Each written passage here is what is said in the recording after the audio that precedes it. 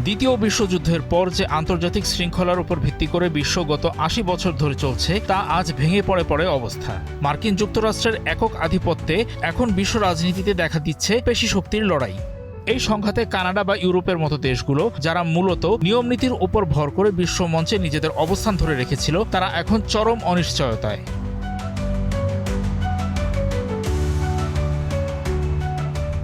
২০০২ সালের 9/11-এর পরের সময় বিশ্ব দেখেছিল এক সংহতিপ্রেমী মার্কিন যুক্তরাষ্ট্রকে। তখন মনে করা হতো মার্কিন সামরিক সুরক্ষা এবং অর্থনৈতিক সহযোগিতায় ইউরোপে গণতন্ত্র ও স্থিতিশীলতা টিকিয়ে রেখেছে। কিন্তু বর্তমানের আমেরিকা ফার্স্ট নীতি সেই চেনা ছবিটিকে বদলে দিয়েছে। ডোনাল্ড ট্রাম্পের নেতৃত্বে মার্কিন প্রশাসন এখন অনেক বেশি স্বার্থপর ও কঠোর।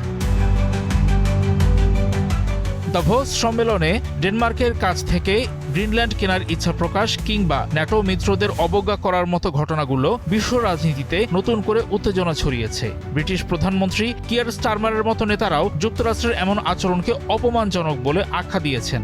মিত্রদের প্রতি এই অবজ্ঞা প্রমাণ করে যে ওয়াশিংটন আর আগের মতো উদার ও সহযোগিতামূলক অবস্থানে নেই। এক্সট্রিম মশার কয়েল প্ল্যান্ট ফাইবার দিয়ে তৈরি, ডেঙ্গু, চিকুনগুনিয়া বাহি সহ যে কোনো মশার বিরুদ্ধে দেয় এক্সট্রিম সুরক্ষা।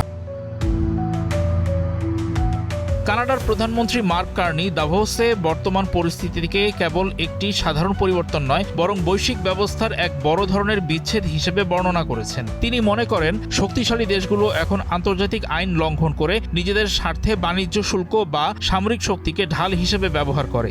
এমন পরিস্থিতিতে মধ্যম শক্তির দেশগুলো সবচেয়ে বেশি ক্ষতিগ্রস্ত হয়। তার একটি উক্তি এখন বিশ্বজুড়ে আলোচিত, আপনি যদি টেবিলে জায়গা না পান তাহলে ধরে নিতে হবে আপনার নাম অন্যের খাবারের মেনুতে উঠে গেছে। এটি মূলত ছোট ও মধ্যম শক্তির দেশগুলোর জন্য এক কঠিন অবস্থা। বর্তমান এ পরিস্থিতিকে অনেক বিশ্লেষক ১৯ শতকের মনরো ডক্ট্রিনের সঙ্গে তুলনা করছেন, যেখানে যুক্তরাষ্ট্র নিজের একক কর্তৃত্ব বজায় রাখত। অতীতে ল্যাটিন আমেরিকা বা এশিয়ায় মার্কিন হস্তক্ষেপ যেমন নিয়ম বহির্ভূত ছিল, বর্তমানে বাণিজ্যিক যুদ্ধ এবং একতরফা সিদ্ধান্তগুলোও সেই একই স্বেচ্ছাচারী আচরণের প্রতিফলন। বিশেষজ্ঞরা আশঙ্কা করছেন এই অস্থিতিশীলতা বিশ্বকে আবারও দ্বিতীয় বিশ্বযুদ্ধের আগের সেই বিশৃঙ্খল যুগে ফিরিয়ে নিয়ে যেতে পারে।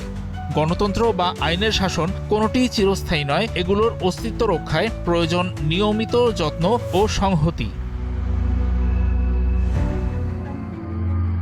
বর্তমানের এই ভঙ্গুর বিশ্ব ব্যবস্থায় মধ্যম শক্তির দেশগুলো যদি ঐক্যবদ্ধ হয় তাহলে তারা টিকে যেতে পারে।